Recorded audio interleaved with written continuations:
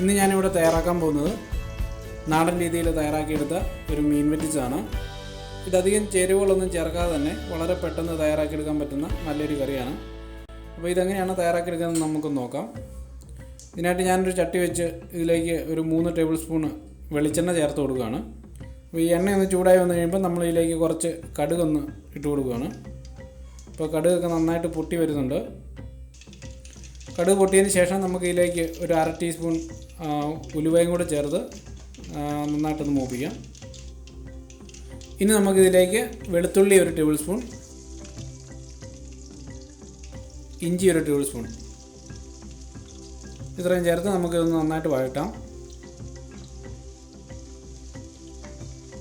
ഇതിലേക്ക് കുറച്ച് കറിവേപ്പിലയും കൂടെ ചേർത്ത് കൊടുക്കണം. ഇപ്പോൾ ഇത് നന്നായിട്ട് വഴണ്ടു വന്നു കഴിഞ്ഞ് നമുക്ക് ഇതിലേക്ക് ആവശ്യമായിട്ടുള്ള പൊടികൾ ചേർത്ത് കൊടുക്കണം. അതിനായിട്ട് 4 ടേബിൾ സ്പൂൺ മുളക് പൊടി ഞാനിവിടെ ചേർത്ത് കൊടുത്തിട്ടുണ്ട്. അപ്പോൾ ഞാൻ കാശ്മീരി ചില്ലിയും വറ്റൽമുളകും കൂടെ ചേർത്ത് പൊടിച്ച പൊടിയാണ് ചേർത്ത് കൊടുത്തിട്ടുള്ളത്. ഇനി ഇതിലേക്ക് ഒരു 1/2 ടീസ്പൂൺ മഞ്ഞൾപ്പൊടിയും കൂടെ ചേർത്ത് കൊടുക്കാം. ഇനി ഇതിൻ്റെ പച്ചമണമൊക്കെ മാറി വരുന്നോളം വരെ നമുക്ക് നന്നായിട്ടൊന്ന് മൂപ്പിച്ചെടുക്കണം.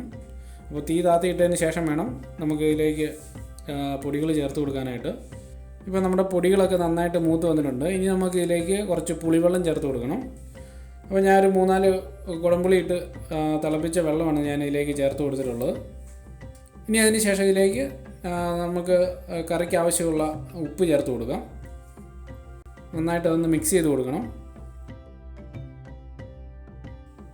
ഇപ്പോൾ ഇവിടെ പാകത്തിനായിട്ടുണ്ട്. ഇനി നമുക്ക് ഇതിലേക്ക് 1 കിലോ മീൻ ചേർത്ത് കൊടുക്കാം. ഞാനിവിടെ കിങ് ഫിഷാണ് ചേർത്തിട്ടുള്ളത്. ഇനി ഇത് നന്നായിട്ടൊന്ന് ഇളക്കി യോജിപ്പിക്കാം.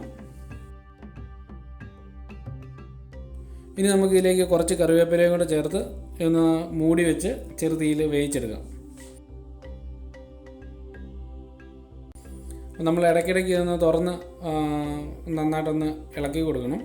അപ്പോൾ തവി വെച്ച് ഇളക്കുന്നതൊക്കെ ഭേദം ഇങ്ങനെ ഒന്ന് ചുറ്റിച്ചെടുക്കുന്നതാണ്. ഇങ്ങനെ ചുറ്റിച്ചെടുക്കുകയാണെങ്കിൽ കഷ്ണങ്ങൾ പൊടിഞ്ഞു പോകാതെ നമുക്ക് കിട്ടും.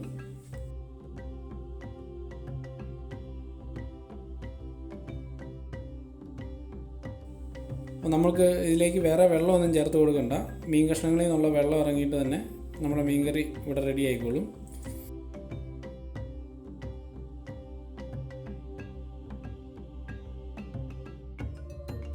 ഇപ്പം നമ്മുടെ മീനൊക്കെ നന്നായിട്ട് വെന്ത് ഇതിൻ്റെ ഗ്രേവിയൊക്കെ ഒന്ന് കുറുകി വന്നിട്ടുണ്ട്.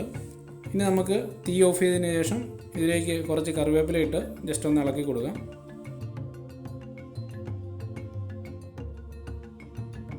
അതിനുശേഷം ഇതിലേക്ക് കുറച്ച് പച്ച വെളിച്ചെണ്ണയും കൂടെ ചേർത്ത് നമുക്ക് ഒരു 5 മിനിറ്റ് നേരം മൂടി വെക്കാം.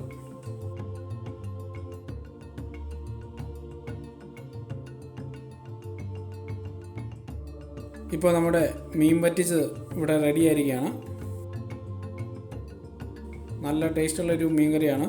എല്ലാവരും ഇത് ട്രൈ ചെയ്യണം, അഭിപ്രായങ്ങൾ അറിയിക്കണം. Thank you for watching my video.